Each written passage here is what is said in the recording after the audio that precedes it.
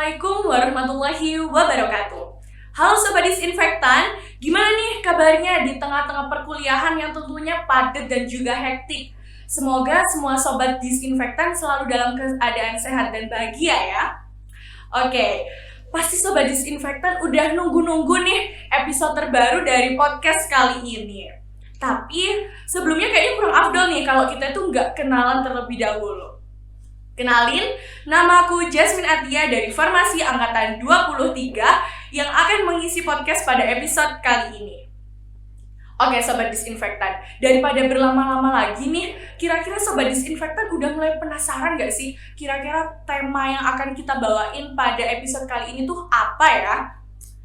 Temanya adalah Prescriptions for Success, Navigating Your Pharmacy Career After Graduating. Pasti kalian juga penasaran nih, kira-kira narasumber kece dan juga keren kali ini siapa? Oke, mungkin mari kita sambut Apoteker Ardiatul Iva Kelana, Magister Farmasi Klinik. Halo. Ya, selamat sore Ibu Dea. Selamat sore. Gimana nih Bu kabarnya di tengah cuaca Kota Batu nih yang akhir-akhir ini panas banget gak sih Bu? Iya, panas banget, gila. Pokoknya kalau udah naik ke atas, biasanya kan dingin tuh ya. Iya, bener banget nih Bu. Sekarang panas banget. Udah nggak kerasa dingin-dingin Batu sama sekali ya Bu ya? Sekali. Iya, oke Bu, sebelumnya mungkin Ibu nih bisa memperkenalkan diri terlebih dahulu biar Sobat Disinfektan nih tahu gitu narasumber kita yang keren kali ini siapa sih? Halo adik-adik Farmasiat Kawin ya. Nama saya Ardiatul Iva Kelana. Saya angkatan 2022. Oh iya, masih muda banget Bu ya? Ya, saya salah satu dosen pengajar ya di Farmasi FKIK UIN Malang. Saat ini saya terakhir mengajar beberapa angkatan ya. Mungkin yang sempat bertemu dengan saya ada dari angkatan 2020, kemudian ada 2021. Ya, kesibukan saya selain mengajar saat ini sih saya alhamdulillah sedang merintis apotek juga, kemudian ada juga mengajar di tempat lain, mengajar teman-teman perawat di luar kota, ya itulah kegiatan saya. Wah, kalau dilihat-lihat nih Bu ya, dari kegiatan Ibu ini sibuk banget Bu ya, tapi Ibu masih menyempatkan diri untuk hadir di podcast Disinfektan kali ini. Oke, mungkin kita langsung mulai aja nih Bu ya. Kan tema podcast kali ini tuh Prescription for Success, Navigating Your Pharmacy Career After Graduation. Nah, ngomong-ngomong tentang sukses nih Bu, sukses. Kalau menurut Ibu sendiri, menurut pandangan Bu Dea nih, sukses itu yang gimana ya Bu ya? Jadi kalau menurut saya ya, sukses itu tidak bisa dilihat hanya dari sebuah aspek hasilnya saja. Ya, kesuksesan itu artinya sangat luas. Jadi kesuksesan itu proses dalam perjalanan menggapai atau mencapai suatu target itu juga bagian dari kesuksesan. Misalnya dalam berproses kita menjadi tambah baik gitu ya, hal-hal positif masuk ke kita, misalnya kita menjadi semakin berpikir lebih kritis, kemudian mampu menyelesaikan masalah atau mampu beradaptasi, itu adalah bagian dari sukses. Jadi tidak hanya dari hasilnya saja. Kenapa? Kalau kita hanya melihat dari hasilnya saja, yang ada hanyalah arti sempitnya.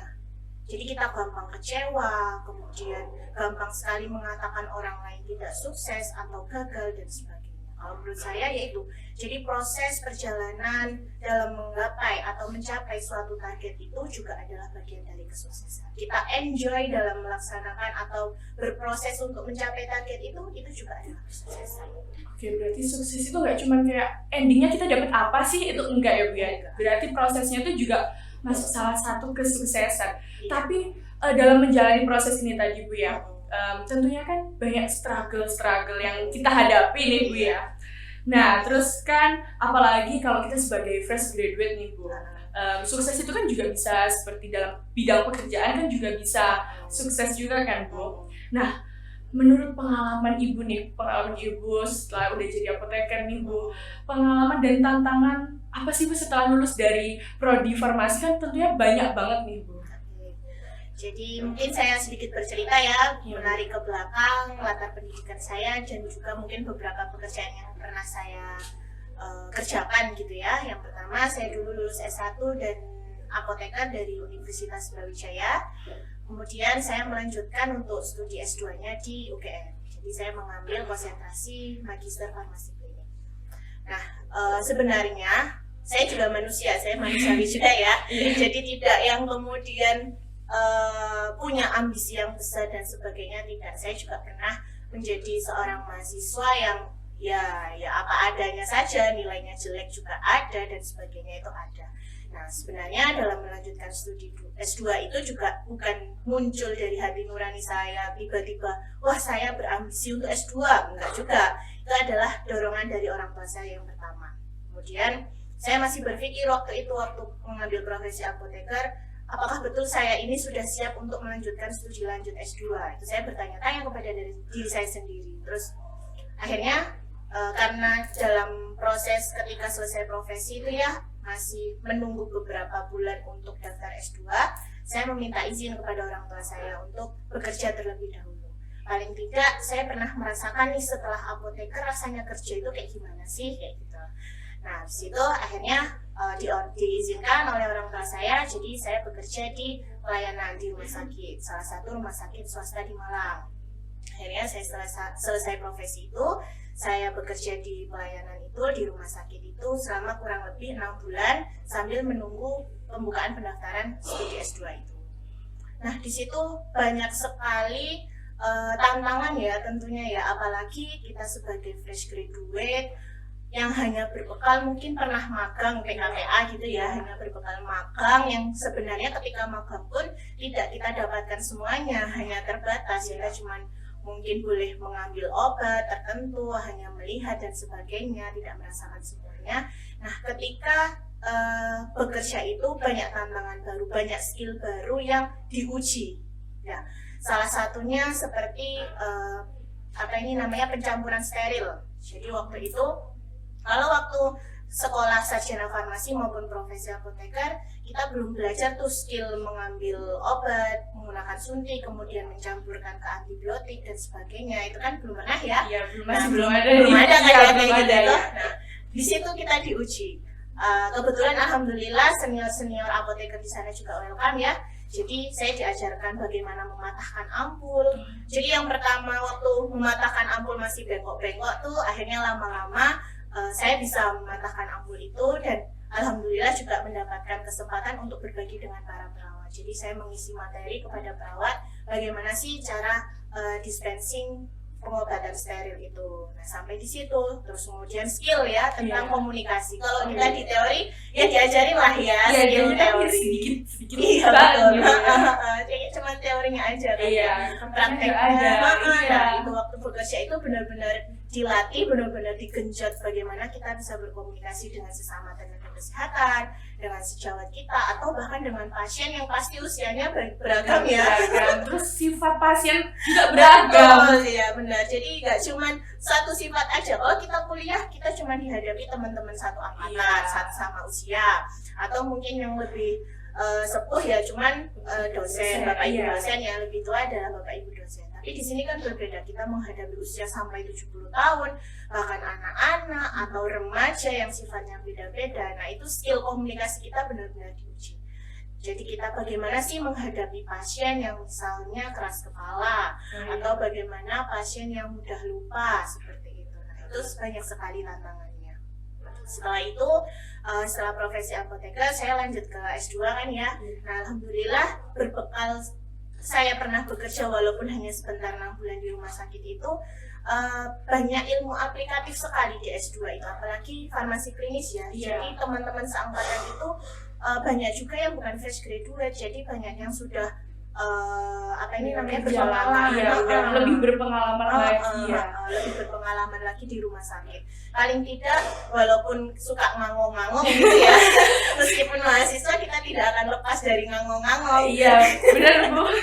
Nah itu paling tidak saya punya gambaran apa yang mereka sampaikan, saya nyantol gitu, saya paham, oh ternyata yang dimaksud adalah yang ini. Jadi sangat berarti sekali bekerja 6 bulan itu dibawa ke S2. Setelah itu ternyata ini ya ada pandemi ya. Iya, pandemi. Untung udah bebas nih dari pandemi ya. Alhamdulillah. Selalu sehat terus ya. Bisa ketemu gini tuh udah alhamdulillah banget. Benar. Kalau dulu kan sangat terbatas. Iya. Nah itu ketika pandemi, jadi di hampir semester terakhir ya, kalau di S2 farmasi klinis itu sama seperti profesi apoteker. Jadi kita ada namanya pembelajaran klinik, itu di rumah sakit. Cuman karena terkendala waktu itu pandemi, akhirnya semuanya serba online. Kami sama kayak kalian, mungkin kalau kalian ada yang serba online, sama, saya juga ada di fase serba online itu. Akhirnya saya berpikir kalau saya cuman duduk manis aja di rumah, otak ini rasanya tidak diajak bekerja. Iya, soalnya cuma kayak yaudah Zoom, betul. tugas gitu. Akhirnya saya memutuskan untuk saya izin ke orang tua saya, gimana kalau saya praktek di apotek. Sebenarnya dari dulu pastilah ya ada keinginan untuk buka sendiri. Iya, pasti. Kita sebagai seorang farmasi gitu ya, ada keinginan buka sendiri, tapi rasa tidak percaya diri itu juga lebih besar. Masih belum ada apa-apanya. Betul, sama lah ya itu. Jadi tidak percaya diri, akhirnya saya izin ke orang tua untuk praktik dulu lah di apotek milik orang lain gitu ya. Terus nyoba dulu lah, terus akhirnya boleh, ya sudah, saya akhirnya mencoba di praktik di apotek selama 2 tahun itu. Bedanya apa? Ternyata kalau kita ikut berpraktik di tempat orang lain gitu ya, miliknya bukan kita, ya kita hanya fokusnya adalah ke pelayanan kefarmasian. Terkait manajemen tetap harus bergantung kepada pemilik. Iya, jadi harus tergantung pemilik, kita tidak bisa istilahnya mencawe-cawe ya. Bukan punya kita saya apoteknya. Iya betul. Jadi fokus kita adalah ke pelayanan farmasi. Ke pelayanan farmasinya itu penjualan, kemudian KIE, resep dan sebagainya. Seperti itu. Nah, kemudian di situ saya muncul lagi. Kalau saya seperti ini saya tidak berkembang. Cuma stuck di situ-situ aja.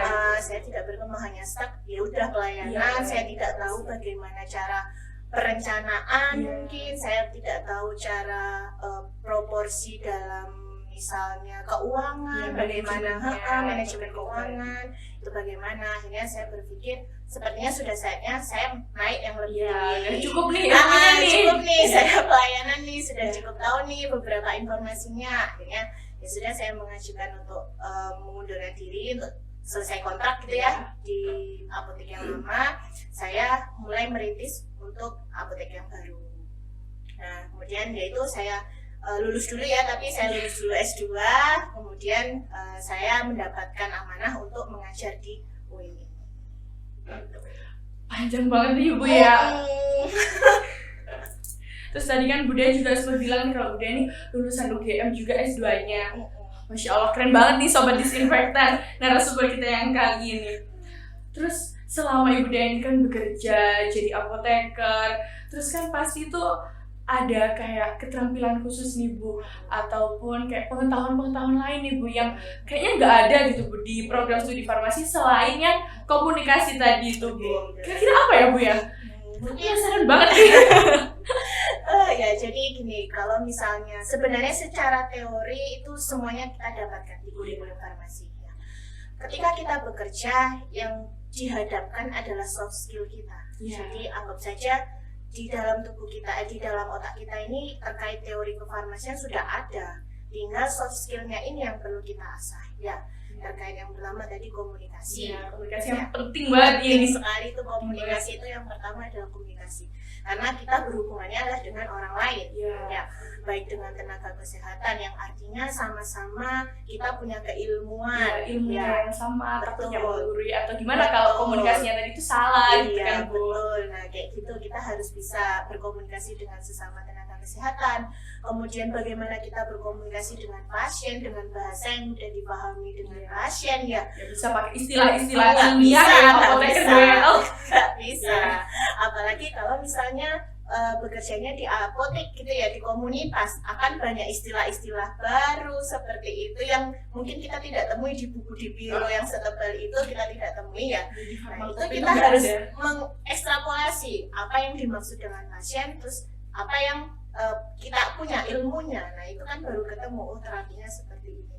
Nah itu terkait menyambungkan komunikasi, kemudian lagi ya memahami pasien gitu ya, empati kepada pasien itu kan tidak diajarkan di kurikulum nah itu akan tumbuh dengan sendirinya. Yang penting kita mau beradaptasi dulu dengan lingkungan kita. udah harus tahu dulu nih lingkungannya nih gimana. Iya betul. Jadi harus tahu lingkungan kita bagaimana, terus jangan mudah apa ya istilahnya, jangan mudah merasa tidak nyaman dengan lingkungan baru. Namanya lingkungan baru pasti rasa tidak nyaman itu pasti ada ya. Adaptasi itu Nah, susah. adaptasi itu memang susah, tapi memang itu yang harus kita jalani, harus kita nikmatin walaupun prosesnya itu kayak meskipun dengan ya Allah ya Allah. iya, walaupun ya Allah ya harus Allah. jalani. Iya.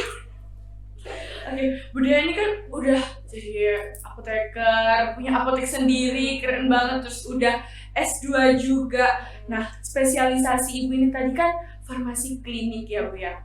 Nah, apa sih Bu yang membuat Ibu tuh kayak oke, farmasi klinik deh, walaupun kan kita tahu sendiri Bu ya, farmasi klinik tuh susah banget. Kira-kira apa nih Bu yang buat Ibu kayak yakin gini deh gitu? Jadi sebenarnya disclaimer ya, mungkin belum ada yang tahu. Saya tuh dulu S1-nya justru lebih senang ke formulasi. Kalau ditanya skripsinya tentang apa, saya formulasi obat. Saya satunya itu tentang formulasi obat.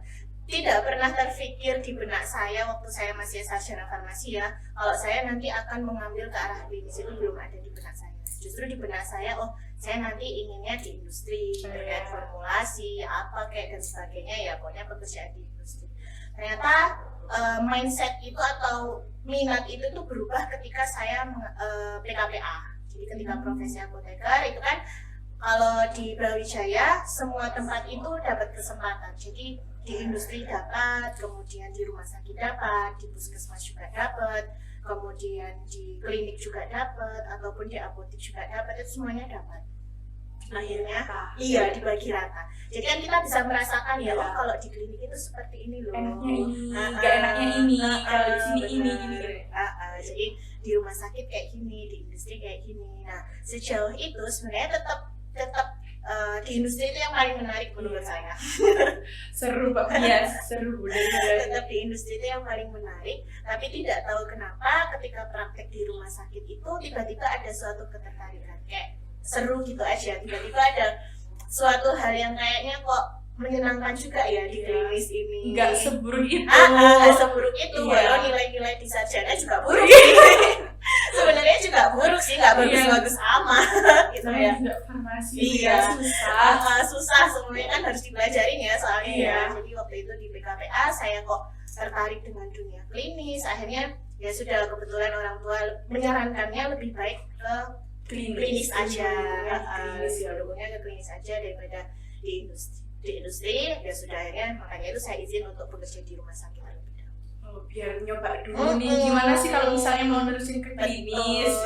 Terus akhirnya udah kayak oke, klinis deh setelah di rumah sakit itu juga Bu ya berarti. Terus kalau menurut Bu Dayani ya kan mahasiswa farmasi ini buat yang baru banget lulus dan juga buat kakak-kakak yang masih struggle banget sama skripsinya yang tentunya kayak aduh susah banget. Kira-kira saran khusus apa nih Bu buat kakak-kakak itu? Enjoy your life pokoknya. Jadi nikmatin aja, jadi nikmatin hari-hari berat itu dengan ya Allah, dengan nangis dan sembarang semuanya terserah. Nikmatin aja, coba deh rubah mindset, rubah apa ini namanya pola pikir itu tadi ya. Kalau semuanya itu berat, coba dibalik lagi. Coba kita nikmatin, berat ya sudah dilewatin aja, senang ya dilewatin aja. Kemudian banyakin aktivitas juga yang tidak hanya fokus di kuliah atau di skripsi, misalnya ketemu sama teman-teman komunitas atau teman-teman main gitu ya. Kalau saya dulu sukanya main, jadi saya senang ketemu sama teman-teman main. Misalnya habis pulang ngambil data, ada teman yang pulang ngambil data, saya pulang ngambil habis dari lab gitu ya, capek, pusing, yaudah kita main aja, refreshing dulu Jadi penat banget. Nah kayak gitu, jadi bisa menjadi apa ya, obat bahagianya kita sendiri gitu loh, biar nggak stres cuman permasalahan kuliah atau masalah skripsi dan sebagainya. Jadi berusaha enjoy gitu. Iya, bisa enjoy. Jangan lupa nih sobat disinfektan di rumah, walaupun kalian itu pening banget buat kakak-kakak yang ngerjain skripsinya susah banget, tetap harus enjoy walaupun sambil nangis juga nggak apa-apa ya Bu ya. Tapi sekali jangan lupa healing. Oke, nah pasti kan suntuk itu tadi Bu ya, walaupun sambil ya Allah pasti kan Bu Dayani mungkin kira-kira pernah nggak sih Bu ngerasain kayak aduh udah deh nggak mau lagi farmasi, aduh capek, udah selesai deh nggak mau farmasi gitu. Kira-kira pernah nggak sih Bu kayak Ya, gitu? tentu pernah ya. Oh, Saya ya. juga manusia. Saya juga pernah jadi mahasiswa ya, pernah tentu. Ketika terakhir itu pasti ketika di tahap tugas akhir, yaitu skripsi. Berat banget Bu ya. Ketika skripsi ataupun ketika tesis, sama vibes-nya itu sama, beratnya itu sama. Karena di situ mungkin dalam jangka waktu sedikit kita dikejar untuk segera mengambil data, kemudian penelitian dan sebagainya, menyimpulkan. Kita kan ngejar target wisuda ya. Ya benar banget Bu. Pengennya kan nggak nambah semester kalau ya. bisa cepet gitu kan Bu. Betul. Apalagi kalau di S2 itu kita wajib publikasi tulisan kita. Jadi harus ada namanya letter of acceptance dari jurnalnya. Kalau di S1 mungkin tidak ada tuntutan ya, hal seperti itu. Kalau di S2 tidak bisa yudisium kalau misalnya tulisannya belum terupload di jurnal gitu. Nah, itu yang paling masa-masa paling berat sih. Sebenarnya kalau kuliah sih, kalau menurut saya berat ya, tetap tetap berat banget. Apalagi kalau mau ujian, praktikum, menghabiskan tenaga, Iya, itu bener, tetap Bu. berat. Cuman saya merasa ya teman-teman juga banyak yang seperti itu. Iya, seangkatan beratnya ya udah gitu lah, gimana lagi kan Bu. Benar, ya udah gitu.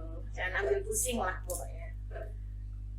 Nah, terus kan budaya tadi itu menjalani kuliah pastinya ada bahagianya, ada sedihnya, ada suntuknya. Kira-kira apa sih Bu yang budaya kangenin nih dari masa-masa menjalankan studi itu tadi? Iya. Ngegosip kali ya. Oh, iya sih Bu. Benar nggak tuh? Iya benar banget. Jadi kan kalau misal kita di kelas gitu ya sambil nunggu dosen Dosen, datang, iya. kita banyak ngobrol apa kek, ngobrolin film atau bahkan nonton film bareng di kelas, Iya. atau misalnya ke kantin bareng, cerita-cerita, mau hal receh, mau hal serius, itu kan Semua di-sharingin semua bareng di-sharingin teman-teman. sama teman-teman kan, atau janjian keluar kota. Kalau sekarang kan beda ya, kita harus janjian tuh harus menentukan, karena satu tempat kerjanya nggak bisa libur, satunya bisa cuti, satunya tidak. Nah itu sangat-sangat dirindukan. Kalau terkait laporan ya rindu tapi tidak diulang. Jangan diulang, lapar udah cukup, sekian terima kasih gitu Bu ya. Iya.